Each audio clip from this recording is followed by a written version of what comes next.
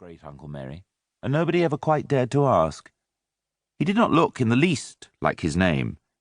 He was tall and straight, with a lot of very thick, wild, white hair. In his grim brown face, the nose curved fiercely like a bent bow, and the eyes were deep-set and dark. How old he was, nobody knew. Old as the hills, Father said, and they felt deep down that this was probably right. There was something about Great-Uncle Merry that was like the hills, or the sea, or the sky, something ancient, but without age or end. Always, wherever he was, unusual things seemed to happen. He would often disappear for a long time, and then suddenly come through the Drews' front door as if he had never been away, announcing that he had found a lost valley in South America, a Roman fortress in France, or a burned Viking ship buried on the English coast. The newspapers would publish enthusiastic stories of what he had done, but by the time the reporters came knocking at the door, Great-Uncle Merry would be gone, back to the dusty peace of the university where he taught. They would wake up one morning, go to call him for breakfast, and find that he was not there.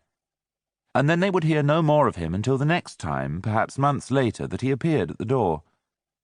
It hardly seemed possible that this summer, in the house he had rented for them in Trewisick, they would be with him in one place for 4 whole weeks.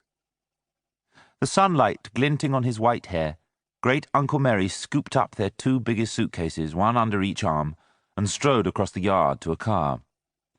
"What do you think of that?" he demanded proudly. Following, they looked. It was a vast, battered estate car, with rusting mudguards and peeling paint, and mud caked on the hubs of the wheels. A wisp of steam curled up from the radiator. "Smashing," said Simon.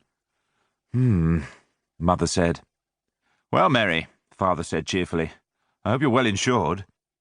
Great-Uncle Merry snorted. "Nonsense. Splendid vehicle. I hired her from a farmer. She'll hold us all anyway. In you get."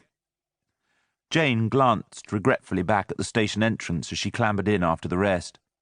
The red-haired dog was standing on the pavement watching them, long pink tongue dangling over white teeth. Great-Uncle Merry called, "Come on, Rufus." "Oh!" Barney said in delight, as a flurry of long legs and wet muzzle shot through the door and knocked him sideways.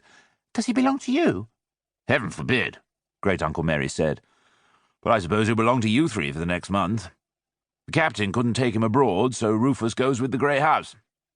He folded himself into the driving seat. "The grey house?" Simon said. "Is that what it's called? Why?"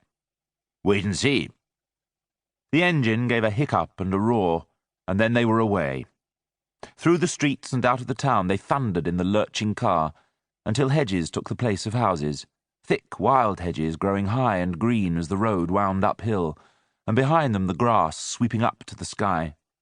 And against the sky they saw nothing but lonely trees, stunted and bowed by the wind that blew from the sea, and yellow-grey outcrops of rock. "There you are!" Great-Uncle Merry shouted over the noise. He turned his head and waved one arm away from the steering wheel so that Father moaned softly and hid his eyes. "Now you're in Cornwall, the real Cornwall. Logres is before you." The clatter was too loud for anyone to call back. "What's he mean, Logres?" demanded Jane. Simon shook his head, and the dog licked his ear.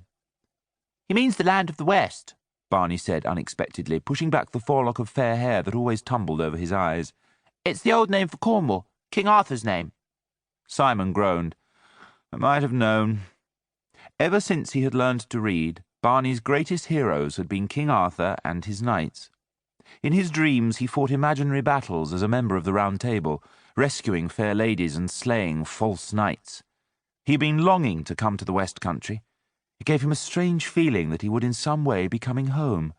He said resentfully, "You wait. Great-Uncle Merry knows."